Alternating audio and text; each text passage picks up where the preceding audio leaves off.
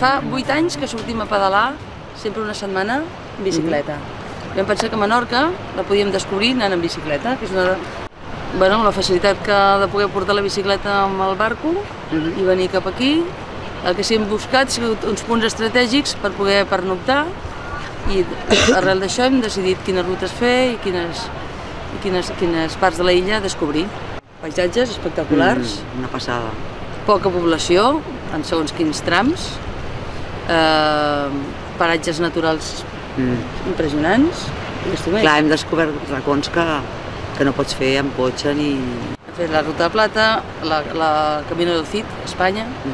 Hem fet... La Canyada Real Soriana, des de Salamanca... A Sòria, no? Sí. La Ruta de la Lana. Ens hem atrevit també al Marroc, a creuar l'Atles. Quan més nombrós és el grup, més costa d'arrencar, no? Més costa d'arrencar.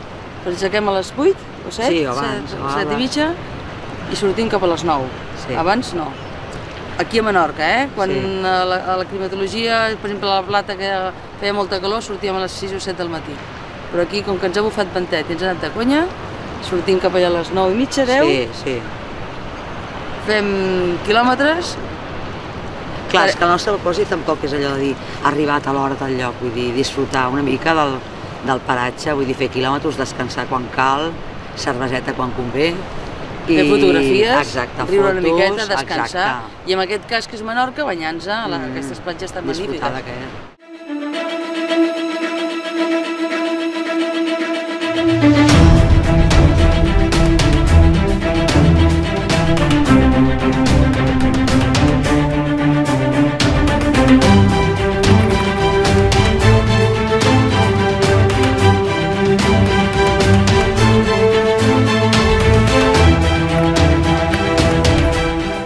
Ella fa poc i jo fa bastant de temps. Amb les altres sortim cada divendres per Barcelona. Jo anava darrere d'ella i la veritat és que... Perquè jo agafo la bici per anar per Barcelona, anar cap a la feina i això.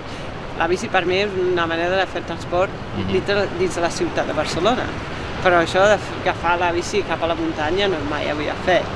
I nosaltres vam començar perquè érem mares de la mateixa escola i deixaven els nens al matí a l'escola i aleshores ens trobàvem cap a les 10 del matí, 9 i mitja 10 del matí i fèiem rutes per allà per Barcelona i dinàvem i tornàvem i a les 4 i mitja recollíem els nens de l'escola i anàvem als partits de futbol o bàsquet o el que sigui i així teníem una mica de doble vida amb el tema de l'esport.